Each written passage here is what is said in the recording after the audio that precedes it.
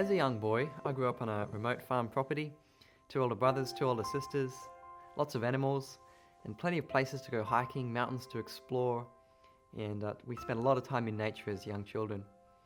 And as a young boy, I learned to connect with God as a friend through nature and through the morning and evening family worships where Mum read to us from the Bible.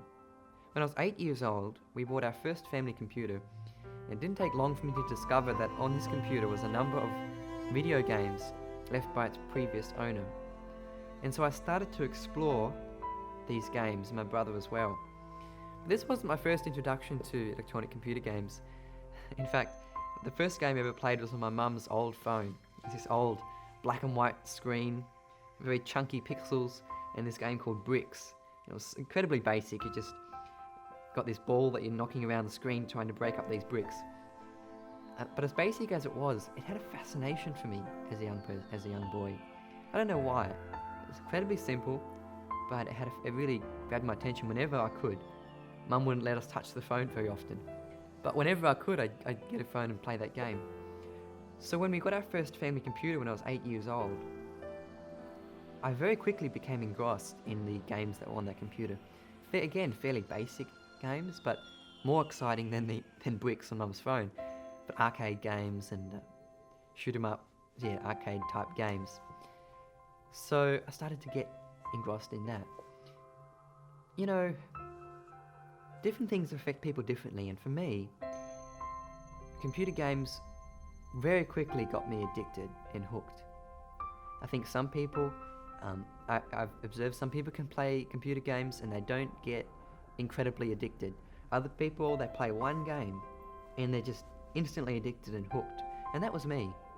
Not saying that games are good for anyone to play, but some people are more addicted than others, and that was my experience. And as with any addiction, you start with something that's quite simple, and a game that's not very stimulating, but it gives you a sense of excitement and a high.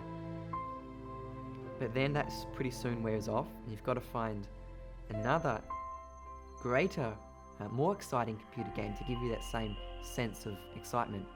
So I went from a simple game to more complex games, more exciting games, and eventually the games that were on the computer that we used to play, games like SimAnt and SimTown and other arcade games, they became very boring, and I needed to find something more exciting. I pretty soon discovered that there was a lot of games online and got involved in playing online multiplayer games, and even started to get into fighting games where you're actually fighting with human characters and killing and doing other really bad things in virtual reality.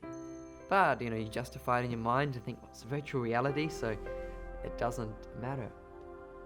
But deep down, I knew those games were wrong. I knew that were hurting me. I knew they were harming my character and affecting my relationship with my mum and with my other brothers and sisters. So that was my journey, and I became so addicted to these games that it was the highlight of my day. In fact, the highlight of my week. I would look forward to playing these games more than anything else in my day or in my week. And I would do whatever I had to do to get back to playing a game.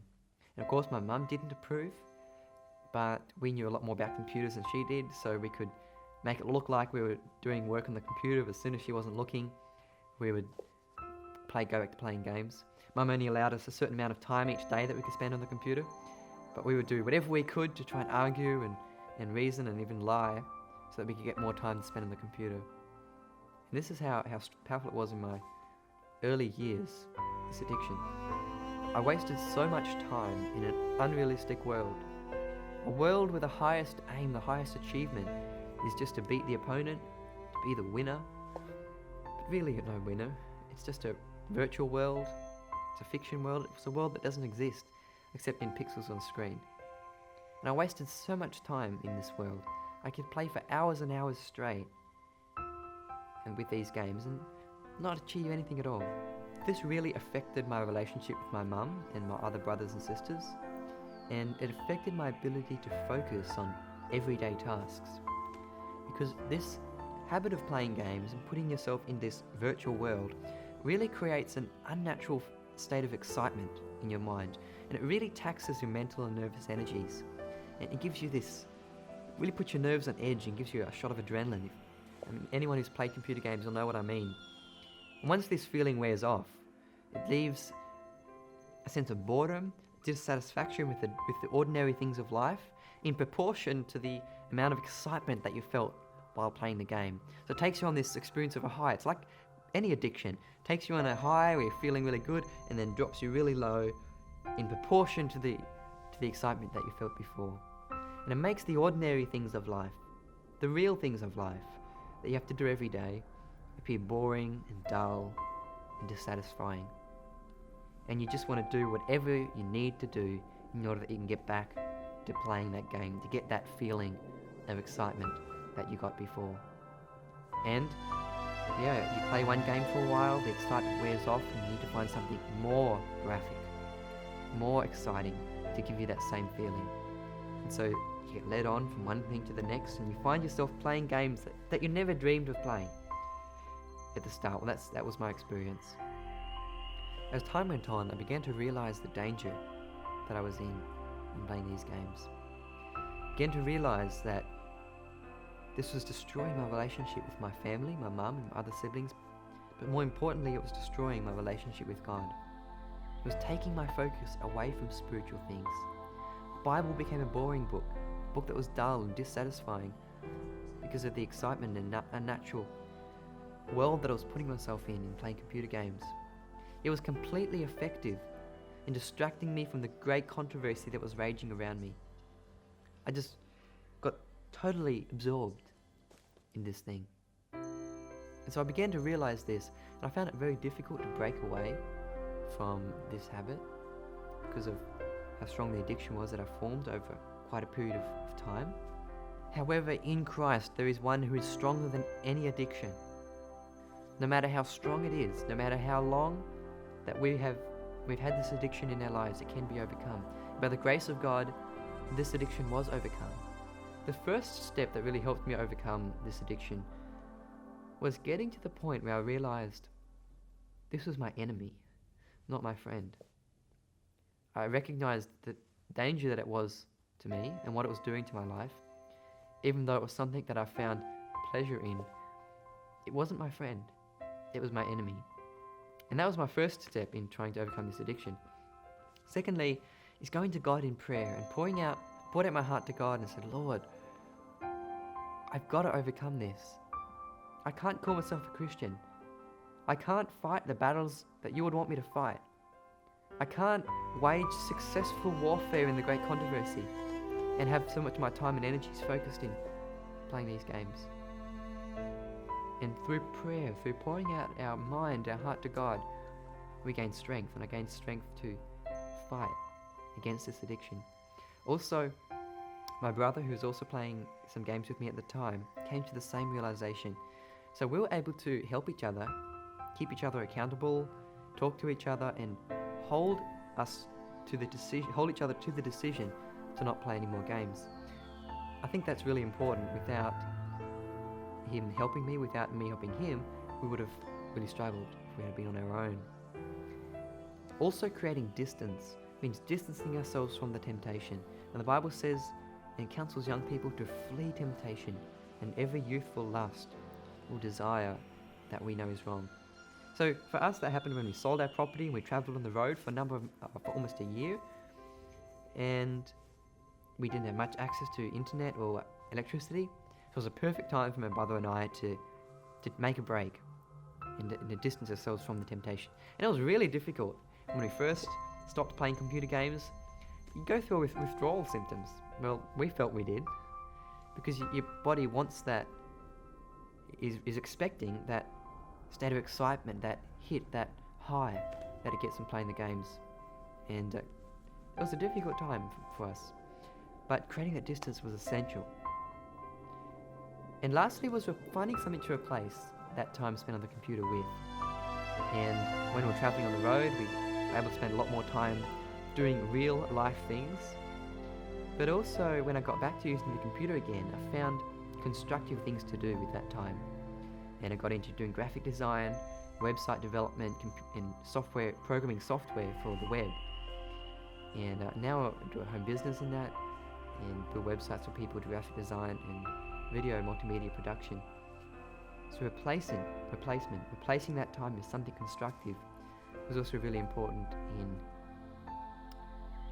overcoming this addiction.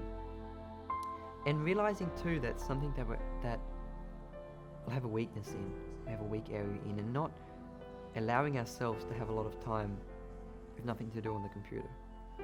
For anyone that's struggling with computer games, any young person or older person that finds themselves caught in this web, entangled in this snare, think.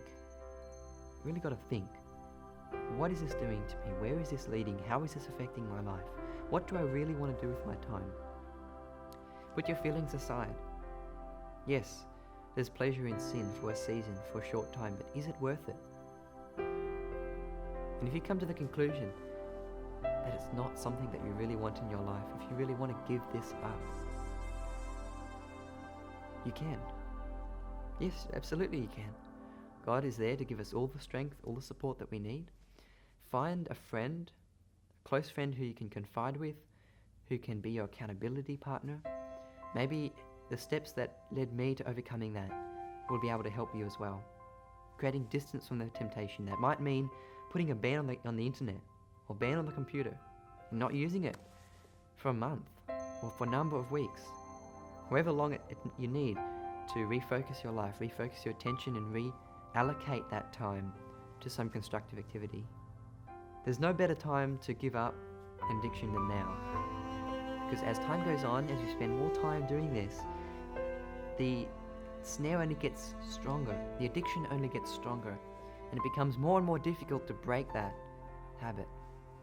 There's no better time than now.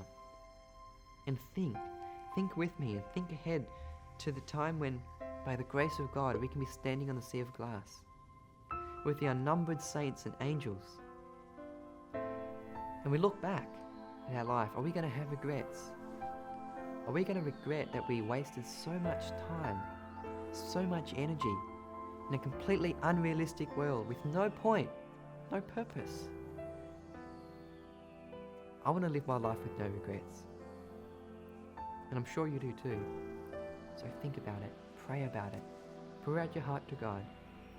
Find a friend who you can confide in, a friend who you can be accountable to, maybe even a computer gaming buddy who you can go to and say, mate, do you want to give up playing these computer games? Don't you think we can do better things with our time? Find someone who thinks the same as you do and wanting to give this up, and make a decision with them. Say, no, I'm not going to waste my life and one more minute of my life doing these things. I'm going to find something constructive. I'm going to build better relationships with my family, with my wife, with my children. I'm going to put that time into doing what I can to save souls for God's kingdom. And as you and your friend do that, you will live your life with no regrets. And when we get to heaven, and when you look back, you'll see that as one of the best decisions you've made in your life.